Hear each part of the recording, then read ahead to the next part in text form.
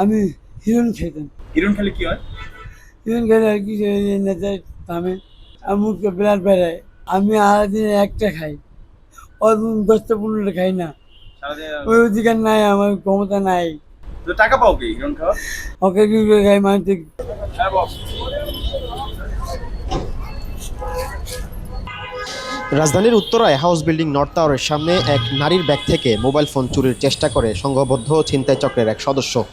এ সময় দায়িত্বরত এক ট্রাফিক পুলিশ সার্জেন্ট তাকে হাতে নাতে আটক করেন। পরে তাকে হাউস বিল্ডিং পুলিশ বক্সে নিয়ে গিয়ে উত্তরা পশ্চিম থানায় খবর দেওয়া হয়। পরবর্তীতে থানা পুলিশের কাছে আটক ব্যক্তিকে আইনগত ব্যবস্থা নেওয়ার জন্য হস্তান্তর করা হয়।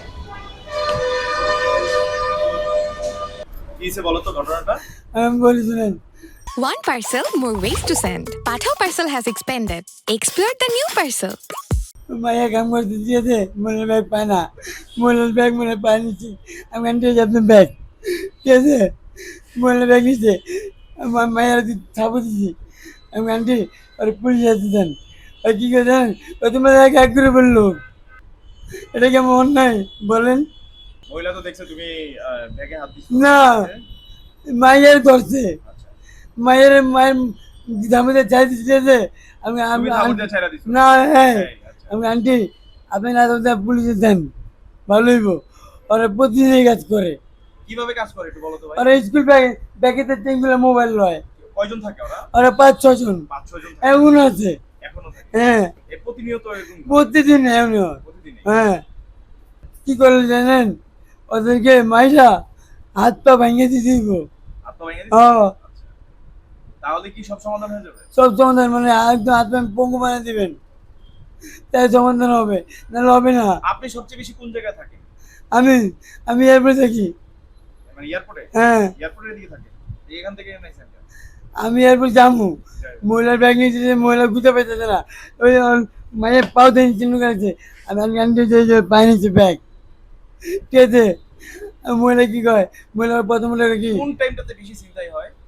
কোন আমরা বলি চেকটার পরে ওরা নামে এক গ্রুপ। মানে বিকেল? হ্যাঁ, এখনো আছে। আচ্ছা, এক গ্রুপ পরে? ওরা এখানটা মোল চলে গেল, এয়ারপোর্ট, এই যে আব্দুল স্পটে যায়, মাদক নেশা করে। আচ্ছা, চিন্তার পাশাপাশি মাদক ব্যবসাও করে? মাদক খায়, মাদক বুঝছা? খায়? হ্যাঁ, আচ্ছা।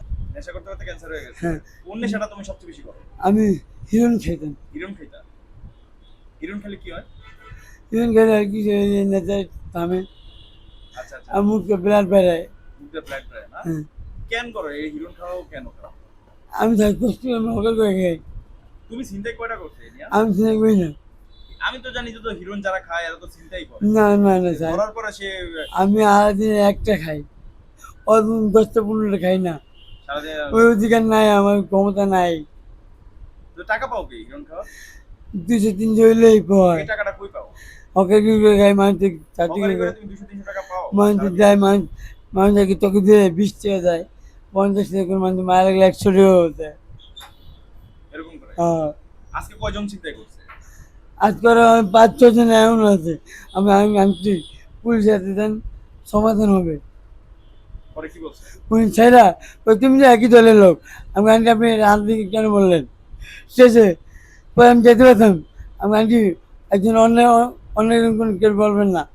আপনি আমাকে বলছেন, আপনার ব্যাগে হাত দিছে, আমি আপনার 5 ব্যাগ দিয়ে দিলাম, এই জানি পায়ের তলার 5 ব্যাগ, এটা কি আমার অন্য হয়েছে বলেন?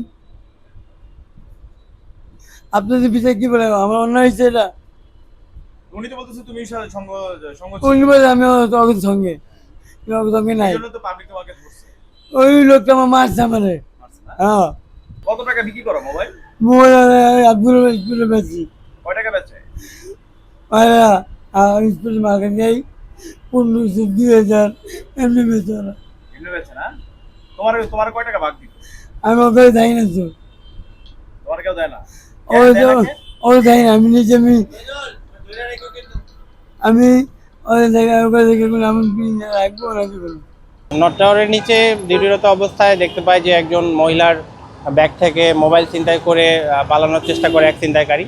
তখন আমি এবং সাধারণ জনগণের সহায়তায় তাকে ধরতে সক্ষম হই, এবং ধরতে সক্ষম হওয়ার পরে সেই মহিলা তার মোবাইল তাকে ফিরিয়ে দেয় এবং সে আমাদের ধন্যবাদ জ্ঞাপন করেন।